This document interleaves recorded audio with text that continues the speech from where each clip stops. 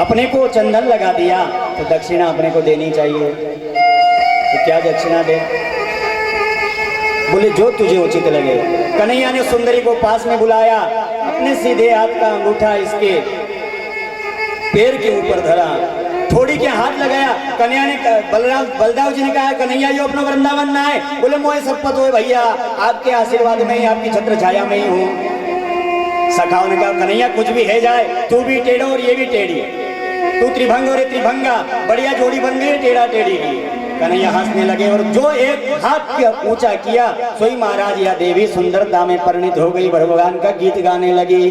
सांवली सूरती पे मोहनी दिल दीवाना हो गया, सांवली सूरत पे मोहन दिल दीवाना हो गया, दिल दीवाना हो गया मेरा, दिल दीवाना हो गया, दिल दीवाना हो गया मेरा, दिल दीवाना हो गया।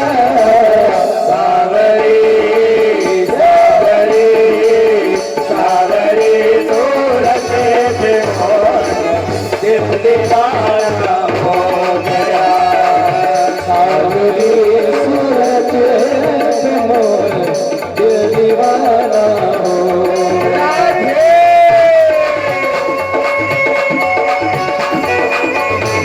जय हो।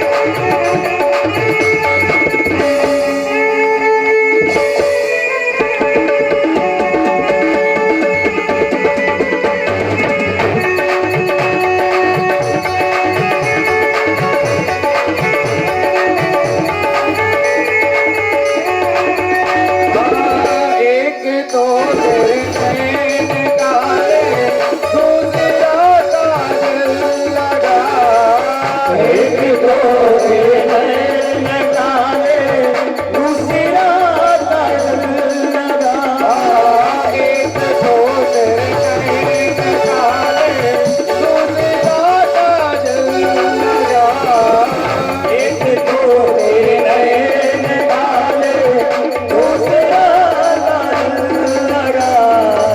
तीसरा तीसरा तीसरा नयन चुराना दिल दीवाना हो गया, सांवरी सूरत पे मोहन दिल दीवाना हो गया। जय हो।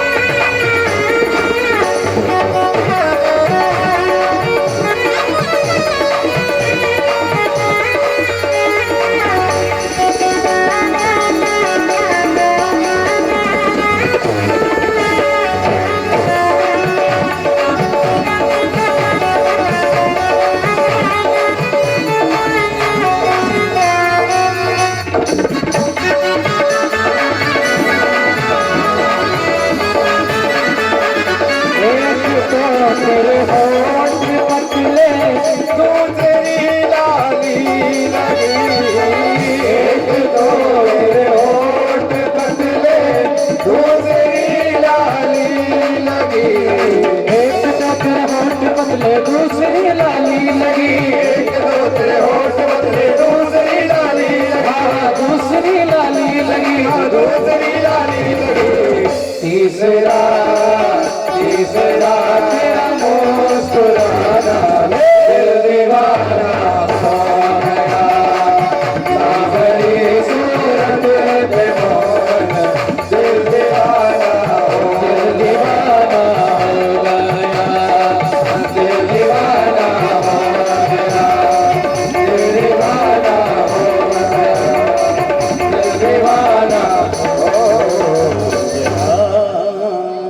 कृष्ण कन्हैया लाल की जय। जय जय श्री राधे श्याम।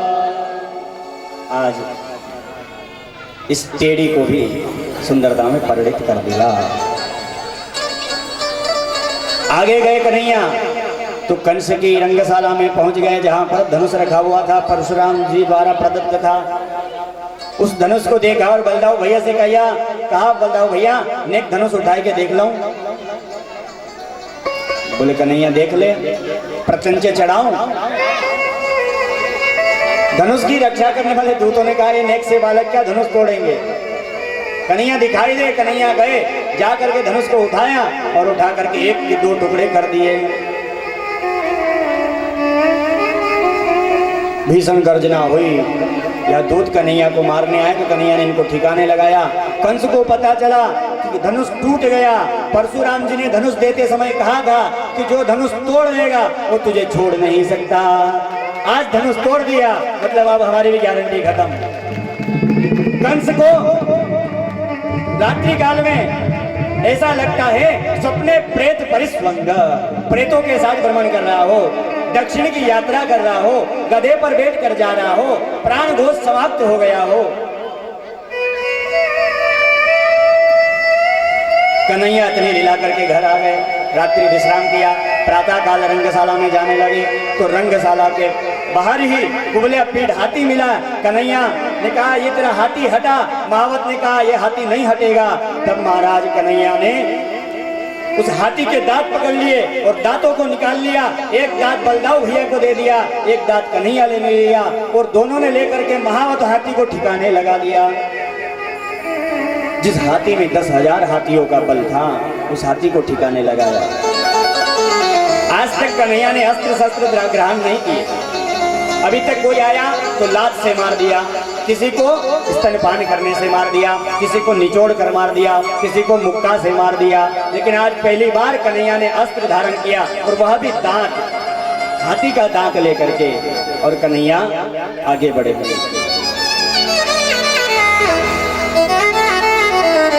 कन्हैया ने अभी तक जूते चप्पल नहीं पहने। क्यों? क्योंकि मेरे सखा बिना जूते चप्पल के रहते हैं। मैं अमीर बाप का हूँ, लेकिन मेरे सखा यदि गरीब हैं तो मुझे भी गरीबी का ही दर्शाना चाहिए। और सखा ऐसा ही होना चाहिए जो आपको अमीरी ना दिखाए, अमीर हो तब भी अमीरी कभी ना दिखाए। सखा बनाओ लेकिन ऐसा बनाओ जो गरीब हो। अमीर को कभी सखा मत बनाओ, बड़े आदमी को कभी सखा मत बनाओ। बड़े आदमी धकेल के चला जाता है, छोटा आदमी को सखा बनाओ। कृष्ण ने भी सखा बनाया, बड़े आदमी को नहीं बनाया। किसको बनाया? सुदामा को बनाया। सुदामा गरीब है, अमीर नहीं है। छोटे को बनाओगे तो क्या होगा? बोले छोटा व्यक्ति होगा तो हम ईर्ष्या नहीं करेंगे, बड़ा होगा तो ईर्ष्या हो जाएगी, मित्र भेद हो जाएगा, हो सकता है हम उसके साथ कुछ गलत भी कर दें। और बड़ा व्यक्ति आपसे विशेष प्रेम करता है तो आपको भी उसका सम्मान करना चाहिए। आज कन्हैया भीतर गए तो अंदर जाकर के चाणूर और मुष्टिक नाम के दैत्य मल्लशाला में आ गए। आकर के कहा हमारे साथ युद्ध करो। कन्हैया ने कहा कुछ शर्म है बेच खाई? अरे भैया तुम कितने बड़े पहलवान, और हमारा यदि बल देखना है तो हमारे बराबर के व्यक्ति को भेजो। कहा भैया तुम निर्बल नहीं हो, तुमने अभी अभी 10,000 हाथी का बल रखने वाले कुबले पीठ हाथी को मार दिया, इसलिए तुम में बहुत बल है और हमारे हाथों में खुजली चल रही है, इस खुजली को मिटाओ। कन्हैया ने कहा तो ठीक है भैया। कन्हैया ने चाणूर को ले लिया। इस चाणूर का मतलब जो एक बार मुट्ठी में ले ले उसे चूर चूर कर दे, और मुष्टिकासुर का मतलब जो एक मुष्टिका किसी में प्रहार कर दे तो उसका प्राणांत हो जाए। लेकिन चाणूर से कृष्ण लड़े हैं और मुष्टिकासुर से बलराम लड़े हैं। बले न सा मुष्टिका, बलराम जी को मुष्टिकासुर ने ले लिया और हाथ से हाथ, पैर से पैर, अरत्निभ्याम, हाथ से हाथ, पैर से पैर मिल रहे हैं, मल्ल युद्ध हो रहा है। 1 घंटा हो गया। कंस ने कहा रे मूर्खों, इसे जल्दी से काम तमाम करो। चाणूर मुष्टिक कुछ नहीं कर पाए। कन्हैया ने चाणूर मुष्टिक को निपटा दिया। आगे जाकर के महाराज सलतोषण आए, सलतोषण को भी निपटा दिया। कूट नाम का दैत्य कूदता हुआ बीच में आ गया तो कन्हैया ने कूट को भी कूद दिया और ऊपर चढ़ गए, कंस के पास पहुंच गए। कंस के पास पहुंचकर कंस के केस को पकड़ा और पकड़ करके जैसे ही खींचा, कंस ने कहा अरे दर्द होता है। बोले उस दिन दर्द नहीं हुआ जिस दिन मेरी माँ की केस पकड़े थे, आज तुझे दर्द हो रहा है। वो का जाने पीर पर आई जाकी पग भटी न दिवाई, आज तुझे पीर पर आई का समझ में आएगा। बाल पकड़े, पकड़ करके कहा मैं ही देवकी का लाल, आठवां तेरा काल बन करके आया हूं, अब तू मुझे देख। कंस महाराज आज बैलेंस खो दिया, बड़बड़ाने लगा, तुझे भी नहीं छोड़ूंगा, तेरी माँ को भी नहीं छोड़ूंगा, तेरे बाप को भी नहीं छोड़ूंगा और मेरे बाप को भी मैं मारूंगा। कंस का बैलेंस खत्म। कन्हैया ने पकड़ा, पकड़कर खींचा, जमीन पर पटका और सारी पृथ्वी का, सारे ब्रह्मांड का बल लेकर कंस के ऊपर कूद गए। कंस का प्राणांत हो गया। गोविंदाय नमो नमः। कंस के 8 भाई थे, दौड़ते हुए आए तो 8 भाई को दोनों ने ठिकाने लगा दिया। महाराज उग्रसेन जी को जेल से निकाला, मथुरा का नरेश किया, माता पिता को जेल से मुक्त किया, बेड़ी कटवाई, माता पिता ने स्नेह किया। नंद बाबा और ब्रजवासी सब चल दिए, बोले अब मैं बाद में आऊंगा माता पिता से मिल करके। नंद बाबा ने कहा कन्हैया तेरे सुख में हम सुखी है, तत्सुखे सुखित्वम इति प्रेम लक्षणम, तेरे सुख में हम सुखी है। ब्रजवासी चले गए। गर्गाचार्य जी को बुला करके वसुदेव जी ने यज्ञोपवीत संस्कार किया और कहा हमारे बच्चे संस्कारी हो। संस्कार कहाँ से आएगा? बोले ऋषि गुरुकुल में पढ़ाना चाहिए। तो अभी ऋषि गुरुकुल कौन सा अच्छा है? बोले अवंतिकापुरी उज्जैन में सांदीपनि ऋषि का आश्रम है, वहां भेजना चाहिए, वहां शिक्षा अच्छी है। तो सांदीपनि के आश्रम में भेजा गया। कृष्ण यहाँ आए, इसका मतलब अब कि कंजड़ में भी आए होंगे, यहाँ भी कोई ऐसा पौधा लगाया होगा, ऐसा पेड़ लगाया होगा, इसलिए इसका नाम कंजड़ हो गया। यहाँ भी कन्हैया आया है, इसीलिए भागवत कथा यहाँ दौड़ कर आई है। और यहाँ भागवत की कथा अपने क्षेत्र में ज्यादा भी होती है साहब, ये आपका सौभाग्य है। 3-4 कथाएं यहाँ होती है लगभग साल भर में। तो भगवान आप पर और कृपा करे और खूब आनंद महोत्सव करते रहे, ऐसी प्रभु से प्रार्थना। भगवान ने 64 दिन में 64 कलाओं को सीखा और गुरु पुत्र को दक्षिणा में प्रदान करके और पुनः गए हैं। देखिए भगवान है फिर भी आश्रम में पढ़ने गए। और आजकल बेटे ऐसे हो गए, बड़े बड़े लोगों के बेटे पढ़ने नहीं जाते हैं, उन्हें कोचिंग पढ़ाने के लिए सर घर पे आते हैं। अब जब तुम्हारे किराए का सर होगा तो वो क्या ज्ञान देगा और उसका सम्मान तुम्हारे बालक क्या करेंगे? नदी कभी तुम्हारे घर में नहीं आती, तुम्हें नदी से काम है तो स्नान करने जाना पड़ेगा।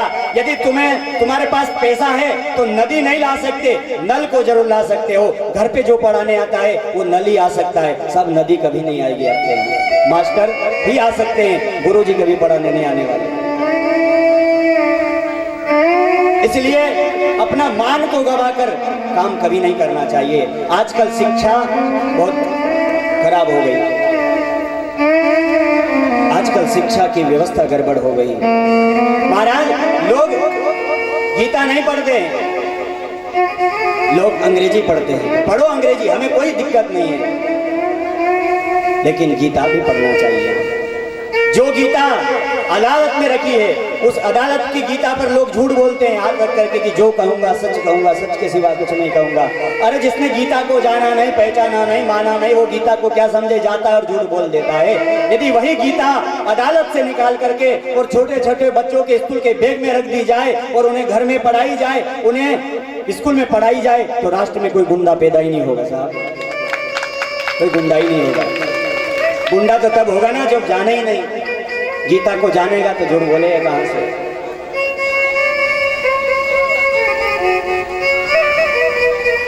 आज शिक्षा बिगड़ी हुई है, तो पढ़ने के लिए आश्रम में गए। पहले के जमाने में आश्रम में जाते थे और आश्रम में पढ़ते थे। आज भी जाते हैं पर आश्रम में नहीं, हॉस्टल में। हो तो रे, पैसे हो तो रे, नहीं तो टल, नाम ही उसका हॉस्टल। पैसे हो तो रह, नहीं तो टल। जैसे होटल में जाते हैं तो उसका भी अर्थ यही होता है, पैसे हो तो रहे, नहीं तो टल। नाम इसी पे तो रखा जाता है महाराज। लोग बहुत चतरे हैं यहाँ पर पहले से ही। तो आज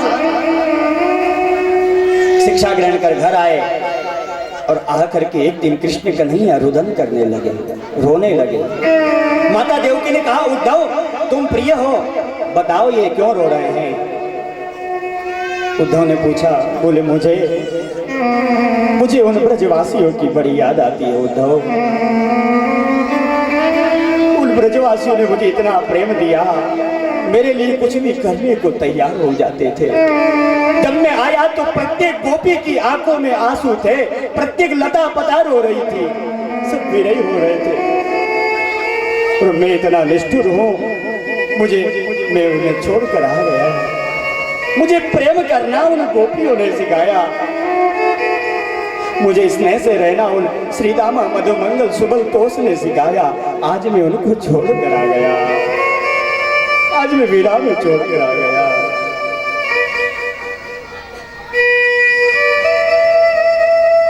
बड़े प्रेमी थे, मुझे बड़ी याद आती है। उद्धव मन बार बार उनकी ओर खींचता है, आकर्षित होता है। यहाँ मुझे सब सुख है, सोने की थाली में भोजन मिलता है, लेकिन जो आम के पत्ते में हम ब्रजवासी साथ में बैठकर खाते थे, वह सुख नहीं मिलता। जो माया